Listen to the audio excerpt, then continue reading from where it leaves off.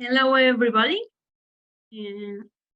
I'm talking today about a topic in which I'm very concerned. So I'm going to talk about what we eat and how can we improve it. So every one of you eats 3 times a day, right? And every one of you, I imagine you have a doctor, have a dentist, you have a lawyer, an optician. How many of you as a farmer? You can raise your hands. Oh, Shirley is raising her hand. I can see you all, but yes, I imagine some of you, maybe you have, some not. So I repeat what I said. We eat 3 times a day. So it's important, right? Do you agree with me? So with the current model, we can go to the supermarket and buy maybe a pineapple from Costa Rica or an orange from Morocco. And if we think about it, it's just mad. So in this situation, first, it's not good for you because you don't know the chemical products that has been used to produce it, and it's affecting your health.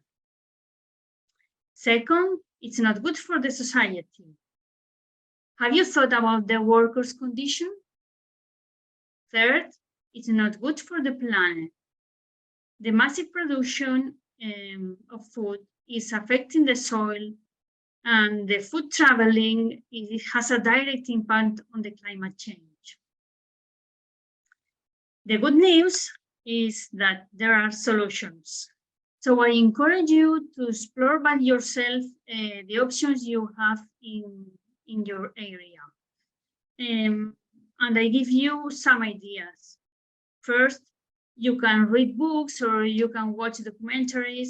Second, you can look for local little shops that are in contact with local farmers and order your weekly basket of organic food. And third, you can look for local projects, local agricultural projects, and being involved in them. Now, to conclude, I would recommend you to start with a little action that you think that it's better for you and it's better for your life. And then you take another one, and step by step, you are going to improve the way you eat. And even in a future, you can have your own farmer, or even you can be your own farmer and produce your own food and have real apples that smell like apples, real oranges that I'm going to take just now. And I assure you that it's just fantastic. You will be more connected to the Mother Nature. You will learn about the crops, and well, welcome to the real food. Thank you.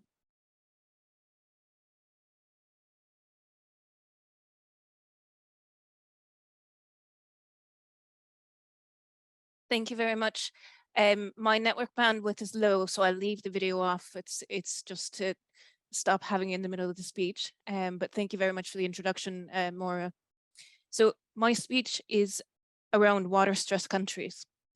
So for the last, those people in the community group will have heard the last 3 of our sessions where I've started my speech going, it will rain tonight. And when I'm talking about rain, I'm not talking about how it's just good for the garden. This is rain where the government is actually providing warnings to say not to travel and that flooding will take place. This is the first time I can say it will not rain tonight because it rained so hard yesterday that Ireland's second biggest city is actually underwater at the moment. So what I'd actually like to take to the forum now, adding to the stories I've already presented, is one of the hardest things for us to portray in speech. It's how we perceive beauty in the environment around us. So when I first constructed my ideas around water-stressed countries, I was actually coming from a point of my own childhood growing up in drought-stricken California. And that was devastating. total communities were torn apart as land really essentially blew away. And I come from a farming background. So it was a destruction of livelihoods and poverty. Now, a lot of people will go to California and they go, oh, it's lovely and warm here, but these are flying visits. They go, oh, it never rains. So it's a beautiful place to go and have a holiday because nothing is going to ruin it. But they can't move there. They can't set down roots. They can't create new communities. When I moved to Ireland, I was entranced by how green everything was. And that was fantastic because it does rain here. But then about 17 years ago, it rained so much that farmers couldn't get out into the fields. They couldn't plant. And they were calling me and they were practically crying that they actually couldn't fulfill their contracts to me. And all I could do was listen. So I have a different perspective on this now. It is likely that even with a limit to 1.5 degree target, part of the Irish coastline is going to disappear. And I'm still seeing the drought back in my homeland. So I think my call to action is that we ignore reality when we pay flying visits and falsely perceive concepts of beauty in the environment around us, such as the lushness of Ireland and the deep heat of California. And the human condition is to actually forget the disaster around us. So my call to action is that let's open our eyes a bit wider and see more than what we perceive as beauty in the environment and actually take it as a holistic situation. And that's my speech.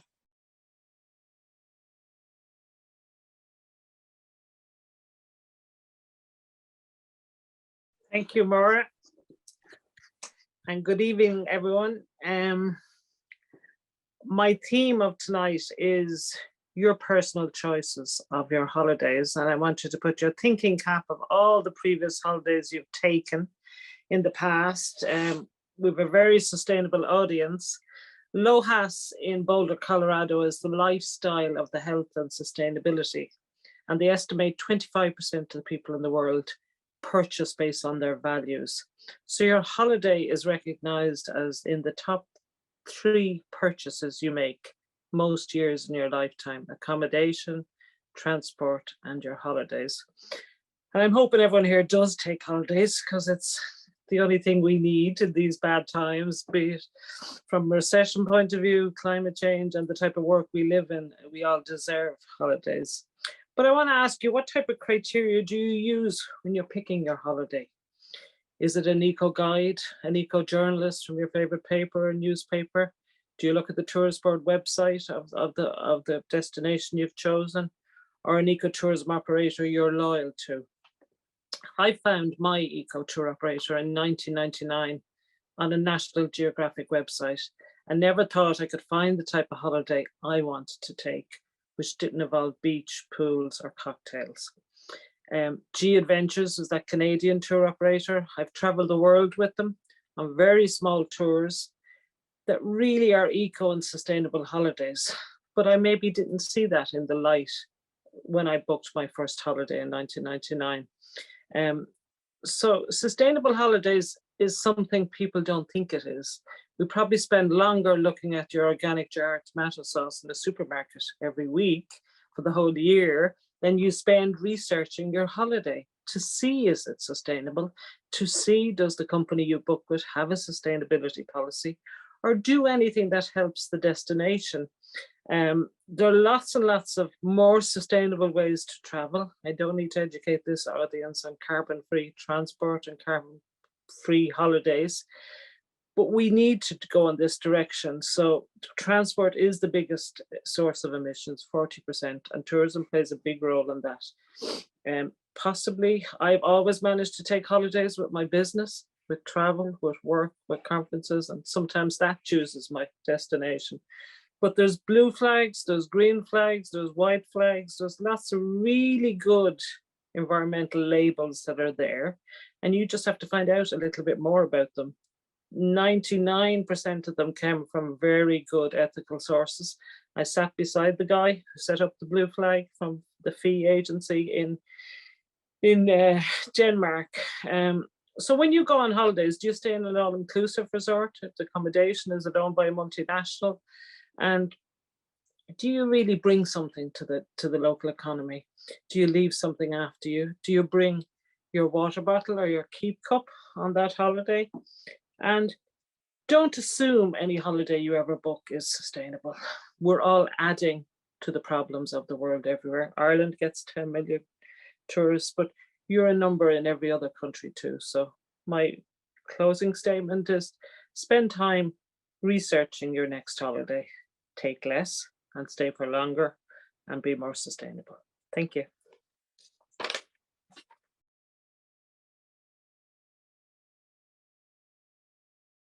Thank you very much, Mara, and good evening all. Pluto, we've got a problem. What's the nature of your problem, Mert? It's a complex crew communications problem, Pluto. Does it impact your mission, Earth? Yes, Pluto. We have 17 goals set by the United Nations of Earth to achieve by the year 2030. And our communications problem is preventing us from making real progress on them. The speaker is mad. No one from Pluto can help. I alone must do it, but I can't do it alone. I have 3 minutes to hold your attention. Like I say, I alone must do it, but I can't do it alone. 3 minutes for us to figure out how to be the best versions of ourselves. 3 minutes to figure out how to live the next 8 years. 3 minutes to figure out how the 17 United Nations Sustainable Development Goals fit into our lives. 3 minutes to figure out how to journey together in harmony. 3 minutes to figure out what part of the solution we are. It's time to remind ourselves of what's important and get our priorities right. It's time to ask for help. God grant me the serenity to accept the things I cannot change, the courage to change the things I can, and the wisdom to know the difference. The Sustainable Development Goals are real, folks. Let's accept reality and enjoy the sense of purpose we get from knowing that we are a critical component of this vast, elegant system. Let's have the courage to find and express our true purpose in life and make the world a better place. I've achieved my goal of being less than 3 minutes here now. So I hope that together we can all achieve the goals that we have set for the next 8 years. Thank you, folks.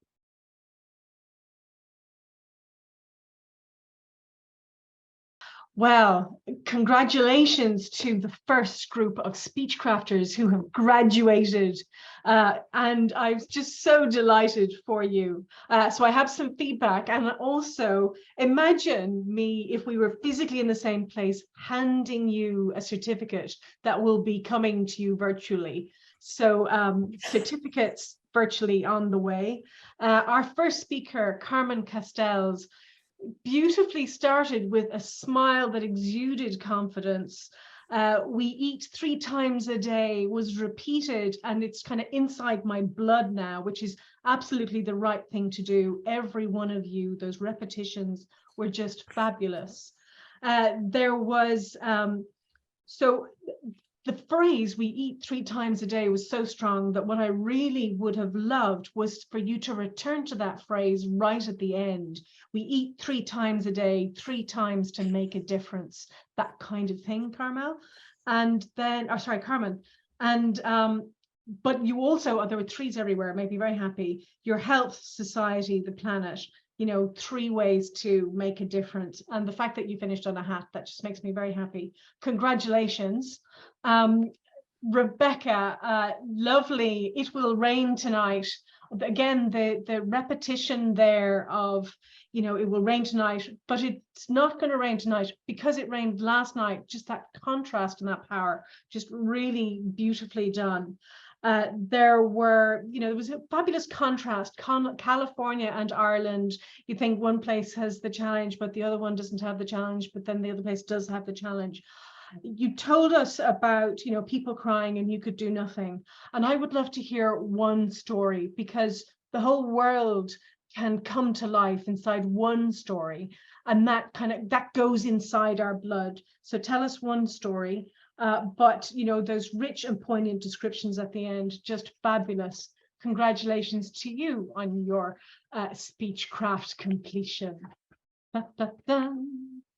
Okay, next we had Mary. So lovely, very authoritative approach. You know, your personal choices. I want you to put your thinking hats on. You know, there's no messing here. We're going to, you know, we're going to do some work, and you know, really challenging us to think, what are our criteria? So, you know, we're on the spot, really fabulous. There was a point where there was like beach, pools and cocktails, and I was thinking, oh, lovely. And then Mary talked to us about, you know, different choices, different ways of making choices. So what I would love is for you to, again, to bring to life, what is this wonderful holiday that not only is just amazing and relaxing, the thing we deserve, but also has inside it all of those great choices. If you bring that holiday to life, going, well, why would I want to do anything else with my holiday? So just that extra level of story would be just lovely. But the ending, you know, take less, stay longer, be more sustainable, very punchy. Congratulations to you, Mary. Now, and finally, Mick. So Pluto, we have a problem. Oh, I enjoyed the beginning of your speech so much.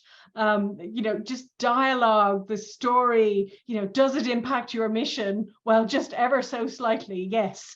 Thank you, Mick. That was a really enjoyable start. You had again that repetition. We've got 3 minutes for this, 3 minutes for this, 3 minutes, you know, 3 minutes to work out the best version of ourselves, 3 minutes to work out what what part of the solution means.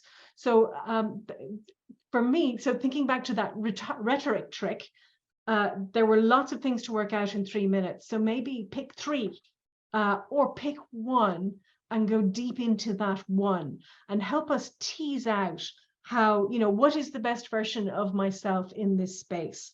But you know, bringing us to the Serenity Prayer seemed entirely appropriate. A heartful ending.